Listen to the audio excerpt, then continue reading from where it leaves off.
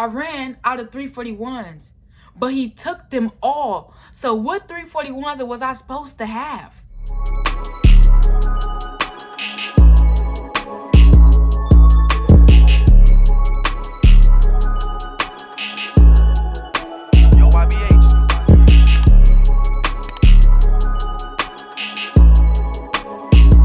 Yo, it's not the little one, Lil Ugly Dude. And today, if y'all read by the title, I'm telling y'all my BMT experience. Okay, boom, let's get right into it.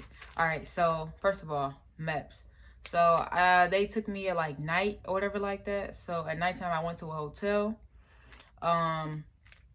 Hotel is like kind of like intertwined with the MEPS program type stuff. So you're there, they got like games and all of that stuff to get you, you know, in the mood and, you know, get you lit. So you be ready on your way to go. You wake up early. So you wake up like, I think like 5 in the morning maybe. You go downstairs, you make sure you have all your stuff, you make sure you have your bag with you, all of that. And it's a bus that take you back to the MEPS building. MEPS is a place where you just like, you know, you in process basically. So you're in process and making sure you're still good, making sure you're not allergic to anything, make sure you're not lying about anything, so you can be on your way to whatever branch you're going to. Me, Airforce, my baby. So let's get to BMT. BMT. I got off the airplane and I was walking with my phone out in the airport. I'm walking with my phone out in the airport and I'm already getting yelled at. Hey, you, put your phone down and like get over here and line up. You're late. I'm thinking in my head, I'm like, I can't control when the plane lands. But okay, so I'm putting my phone in my pocket or whatever like that, putting in like a little envelope, giving them my name, and then line up. And it's like a bunch of us. Like, we look all weird. We just look out of place. The bus pull up. We all hop on the bus. At first, it's really, really quiet. And then the bus driver was like, y'all can talk. So we just started talking. And I was sitting next to this dude. I forgot what his name was, but he said he was there for his like kids and wife and all of that stuff. And I was like, that's cool. That's what's up. We pull up to Lackland, and the MTI, like, he talked in like kind of like a quiet voice or whatever like that. And he was like, this is my bus basically, and y'all get off my bus when I get off my bus, and do not run, walk fast with like a sense of urgency basically. Guess what we all did when we got off the bus? We ran to the building. It's called the PRC, I think, or PRC. It's like the main building where they had and processed us at. You go there, they line you up, they ask you, did you go to band or something like that? And then if you go in the band, you raise your hand. Then they ask you what instrument that you play. Like, I think it's kind of pointless if you play like a saxophone or a piano or a guitar. It's like really, really pointless. So they'll be like, we don't need you. If you was playing a drum or like a flute, maybe, but all the other stuff, no, bro. So they take us from there. You gotta like hold on to the rails. The rails, if you think about it now, like, cause it's COVID and all of that, that was a terrible idea. Like, they was like, make sure you're holding on to the rails at all times. I'm guessing somebody that fell down the walkway. You know how like when you have like a handicapped person in a wheelchair and you like walk them down the ramp? We was literally walking up a ramp, and it was not like that. It was not steep at all. So I was real confused. I was like, why do I have to hold the railing? But I did it, and it was so unsanitary because you got people digging in their nose and you over here touching the railing, and you get in there and they give you this box nasty. Mind you, this box nasty came out the freezer. Yes, it comes out the freezer and it is delivered on the table to you. So you know what you're gonna do? You're gonna eat it. You're gonna eat that box nasty. It's like Oreos and pretzels and like a little frozen sandwich and the juice. The juice is good. It's like a little orange juice. I was smashing on that. Our MTIs come. They take us, and back when I went, if you get back on the bus, so remember I said how you got off the bus to go into the PRC? If you get back on the bus, you're going to Alcatraz. If you walk, you're going to Disneyland. And you want to go to Disneyland. But Alcatraz has the better food because they have less people. Disneyland has a ton of people. So sometimes the food is not all the way cooked. But I'm not going to say too much on that. But yeah, so I ended up going to Disneyland. I felt like it was a long walk. I felt like I was walking forever. I'm like, man, this ain't it. And you get issued like, we had like I'm skipping kind of backwards, but in the PRC you got issued your, not your uniforms, but like some basic items like a toothbrush, toothpaste, shower shoes, soap, whatever like that, like little things like that. So basically you bringing that is some just a little pointless because they're gonna give it to you anyways. Either on the first day or the second day, you're gonna get what you need. And always take a shower with shower shoes. If you don't take a shower with shower shoes, you are really, really, really, really, really, really dirty. So we keep walking, and mind you, oh my gosh, the stairs, they're like cheese grater stairs. Like you gotta like really, really see it for yourself in Disneyland. It's all over Disneyland. It's not in Alcatraz, but they're like cheese grater stairs, but they got the little holes and like holes all up in the stairs. So you're running up the stairs full speed because you're just so scared of everything. And you're running up the stairs. And I was like, man, is anybody else out of breath? So we get upstairs. I don't know who was talking to us. I think it was our big sister flight. So our big sister flight had came in there to help us out or whatever. And we was over here getting everything together. And I just start hearing yelling. I'm like, what's happening here? And she's like, y'all have 10 minutes to get in and out the shower now. And it's crazy because everybody's looking at each other. And we like, is she talking to us? Like, she must be talking to you. She's not talking to me. Not in like a bad way, but like we was just so confused. And like, we supposed to get naked right here? So she said it again. She was like, y'all have 10 minutes. Hurry up. And I was like, oh, she's talking to us. So everybody just started stripping off their clothes. And like, it's weird because it's like, this is like the first time some people are actually like doing that, like taking off their clothes in front of like 50 girls, 40 girls. So I'm over here like trying to take off my clothes. I'm like, I don't think I like it here. So when we all in the shower, I did not know what to do. Like I just put my shower shoes on my feet. It's weird showering in flip-flops when you're so used to like actually showering in a regular tub or like a regular shower. So that was kind of weird. I'm trying to get all the soap off the bottom of my feet and stuff. And I mean, not in like a sexual way, but I'm trying not to look at nobody. I'm in my own circle. Like me and the shower head are face to face, and whoever's looking at who, I do not care at this moment. I'm just trying to get in this shower. I don't know how I'm gonna wash my body in 10 minutes, but we gonna see, because they wanted 10 minutes shower, change, and ready for bed. I was like, I don't think that's possible. So fast forward, we get our gear. I think it's like, yeah, this 0 week. So we get our gear and all of that stuff. And I'm looking at the uniform. I'm looking like, oh yeah, I'm looking real good. I'm in the military now. I wish I could take a picture. Oh, mind you, when they give y'all phones to like call y'all people, I think it's the second day or the second day or the same day, depending on what I'm thinking about. They give y'all phones. Y'all call them, tell them, it's like this paper thing, and it tells all of this stuff. I'm here, I made it here, I'm safe, and I love you, and I'll call you in, I don't know, 3 weeks or 6 weeks or when I graduate or something like that. And that's what you gotta tell them. And you can't take no pictures, you can't do none of that, you can't FaceTime, none of that. But you can't take pictures. I'm gonna drop a picture in here for y'all to see me, how it's looking. But yeah, and I think the only craziest thing I actually did that, you know, probably my MTI would probably tell stories about is me using the blousing straps. So I don't have one with me right now because I don't use them anymore, but it's a blousing strap. It's look like a tied up little piece of yarn with 2 hooks on it.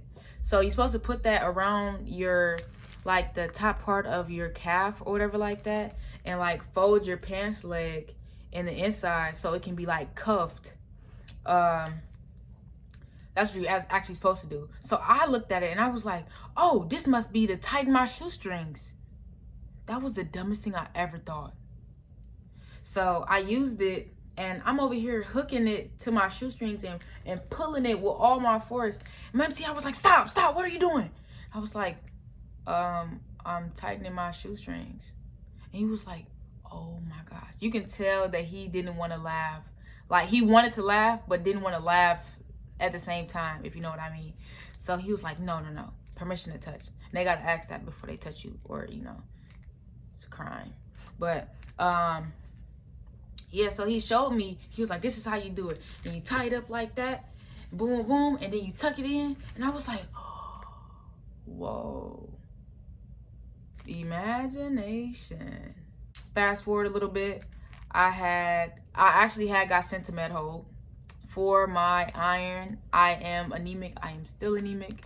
And it's crazy because I don't think it's ever going to go away. I got there December 17th for like getting into BMT, and then December 27th is when I got sent to Med-Hold. They took me out of the wolf pack and they sent me to the TRISH. The TRISH is basically where all the Med-Hold kids are, and a couple like airmen who already graduated BMT who's in tech school, they're there as well, because medical conditions and all of that other crap. So everybody was really just there to get better.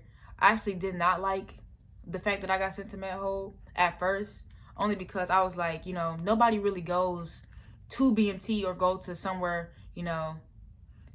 to set a goal and something is stopping you. It's like, that was like a big boulder for me. Like, I didn't like that at all. And you walk there, so you go with 2 wingmen so that when they go back, they have 2. So it's 3 of y'all. So it's me, somebody else, and somebody else. And I was basically on a dead man waiver, and I couldn't do anything. I couldn't stand for 20 minutes. That's what it said. I couldn't stand for 20 minutes. I couldn't run. I couldn't do sit-ups. I couldn't do push-ups. I couldn't march.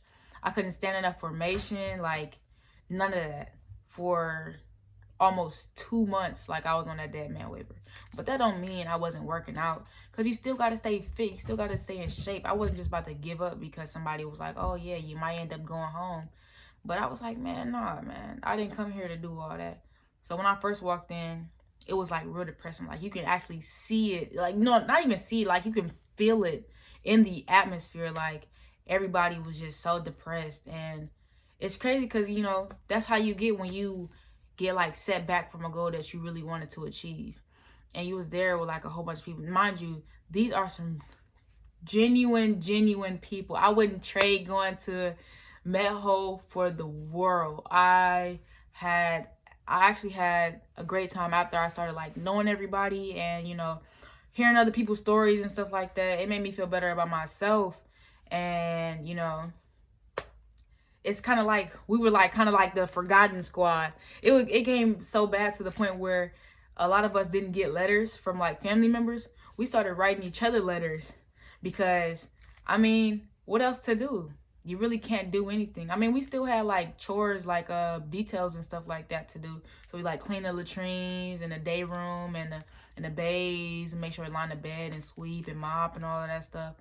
But as far as like pretty much doing anything, our job was to actually go to our appointments. But one of the cool things about it is if like you get a call, I think it was every Tuesday and Thursday, you get a 30-minute call on like the little flip phones that they had. So I'm over here dialing numbers on a flip phone. I'm like, yo, yeah, it's me, man. They talking about me. You get a phone every day. I was like, yo, I got to. I'm trying to show you something. Now they was like, man, how long you been in there? I was like, man, I've been locked up for a minute.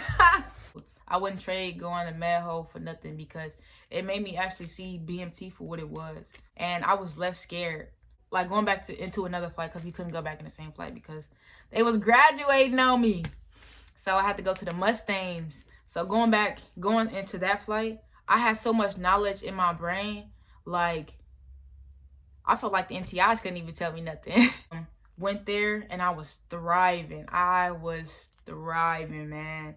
But I also did get in trouble like almost every day. I got my 341 pulled almost every day because of the mindset that I had. I was like, man, y'all can't tell me anything.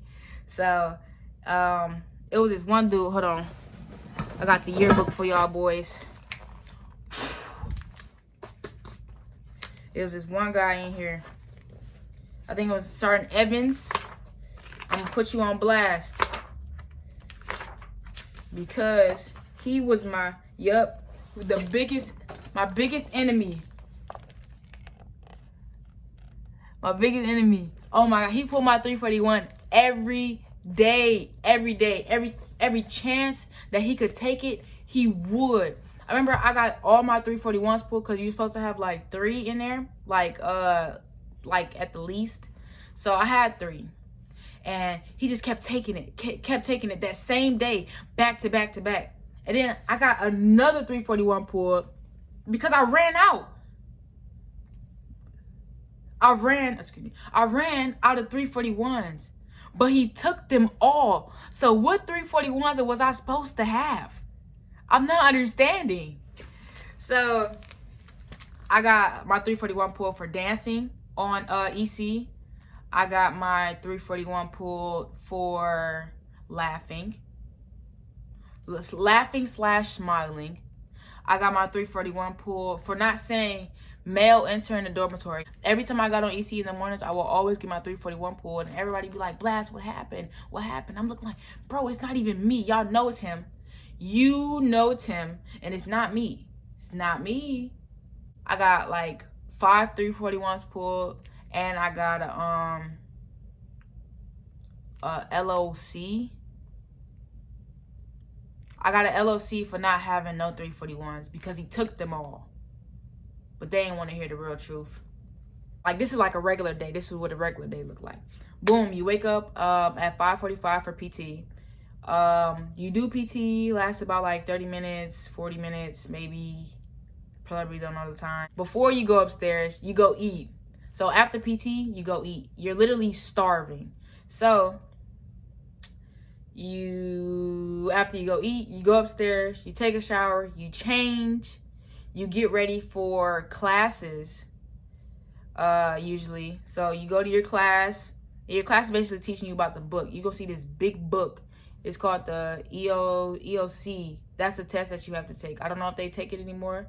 A couple of people came in without even taking a PT test. So everything in BMT changes every day, literally. So it's hard to keep stuff the same when, you know, you got COVID and monkeypox and all of this other crap going on. So after that, yep, you go to your class, you go back downstairs, you go eat again, and then you go upstairs, you study.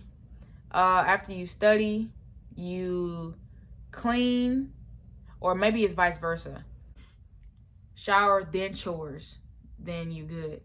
And then everybody chill for a little minute, and then it's lights out. And then you go to bed. Okay, I'm gonna skip the 7th week. I'm trying to go off stuff that I remember. So basically, it's when you go to, it's Beast Week, and you go to like this little deserty area or whatever like that, and you stay in a tent, and you basically like kind of like live outside. You're like camping or whatever like that, and you do different obstacles. You watch this long seer video. It's like 101 episodes, but they give you nice apples, so that's the only morale I have from that. Ours was during COVID time, so like everything was crazy. Like they stopped a lot of stuff. I think the only fun thing that I actually did there was it's called like the rope swing or something like that. They toss the rope. They're like, good rope, and you gotta hang on, and if you don't hang on, you're gonna fall in the water. So that was it.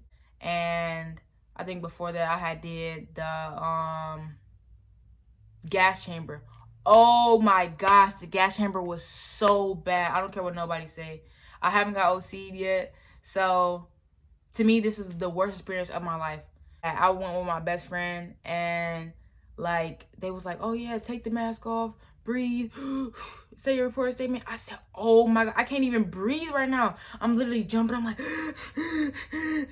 I'm over here janking up her arm and janking up her hand, and she's like, let me go, and she's trying to breathe herself, but I'm trying to rely on her for my breath, and we're both in there dying. Like, we're literally dying. I'm looking like, it's given they're trying to kill us. They're trying to kill me because I can't breathe. And then soon as the door like went open, I like whooshed to the door, and it was like, they had stopped me, and you go like flap your arms or whatever like that. They had stopped me, and it was like, if you do that again, you're going back in there. And I'm thinking in my head, I'm not gonna do it back in because I'm not going back in there. So that was pretty shitty. Like, you got people snot, eyes crying, got drool all over the place. I'm looking like, y'all look like some disgusting animals. I'm gonna drop another picture in here. After I came out the gas chamber, me and my best friend, it's gonna be like right there. COVID affected our graduation. We didn't have anybody show up. Like, no family members could come. We all had to wear masks. Our stuff was televised. We had it underneath the wolf pack because there was so many flags around there. So they wanted to look real nice or whatever like that. And we also didn't do the run when you have on like the hoodie and you like run and you like say like chants and all of that stuff. We ain't had none of that.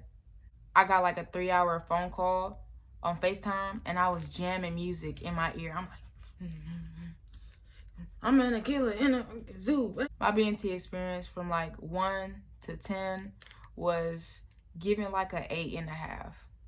Besides all the times I got in trouble. But as far as, you know, building good bonds and connections, that was 1,000. And I still talk to these people today. Some, not all. Some, not all. And that's where you'll really find your best friend. You'll find a person that is exactly like you. They might not have to look like you, because everybody's different, but they will be just like you, and it's amazing. So that is my BMT story. I know it's all over the place, bits and pieces here and there, but I hope y'all enjoyed it. And if you haven't already, like, comment, and what? Subscribe, because I will be back with some more bangers. Deuces.